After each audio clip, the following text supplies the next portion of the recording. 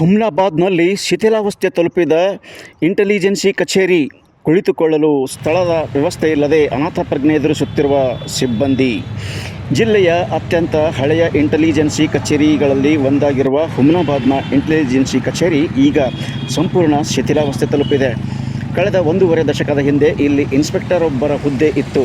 ಅವರಿದ್ದಾಗ ಎಲ್ಲವೂ ವ್ಯವಸ್ಥಿತವಾಗಿತ್ತು. ಆ ಹುದ್ದೆ ಇಲ್ಲಿಂದ ಸ್ಥಳಾಂತರವಾಗಿ ಬೀದರ್ಗೆ ಹೋದಾಗಿನಿಂದ ಈ ಕಚೇರಿ ಪರಿಸ್ಥಿತಿ ಅನಾಥಪ್ರಜ್ಞೆಯನ್ನು ಎದುರಿಸುತ್ತಿದೆ. ಕುಳಿತುಕೊಳ್ಳಲು ಸ್ಥಳದ ವ್ಯವಸ್ಥೆ ಇಲ್ಲದ ಕಾರಣ ಸದರಿ ಕಚೇರಿ ಕಟ್ಟಡ ಈಗ ಬೀಗ ಜಡಿದುಕೊಂಡು ಬಿದ್ದಿದ್ದು ಛಾವಣಿಯ ಮೇಲೆ ಸಂಪೂರ್ಣವಾಗಿ ಹುಲ್ಲು ಬೆಳೆದು ನಿಂತಿದೆ. ಕಾರಣ ಅಗತ್ಯ ಸ್ಥಳದ ವ್ಯವಸ್ಥೆ ಇಲ್ಲದ ಕಾರಣ ಇಲ್ಲಿನ ಸಿಬ್ಬಂದಿ ಅಲ್ಲಿ ಅಡ್ಡಾಡಿಕೊಂಡು ಕೆಲಸ ನಿರ್ವಹಿಸಬೇಕಾದ ಪರಿಸ್ಥಿತಿ ನಿರ್ಮಾಣವಾಗಿದ್ದು, ಕಾರಣ ಶೀಘ್ರ ಸದರಿ ಕಟ್ಟಡವನ್ನು ದುರಸ್ತಿಗೊಳಿಸಿ ಬಳಕೆಗೆ ಯೋಗ್ಯ ಸ್ಥಿತಿಗೆ ತರಬೇಕು ಎಂಬುದು ಸಾರ್ವಜನಿಕರ ಒತ್ತಾಸೆಯಾಗಿದೆ.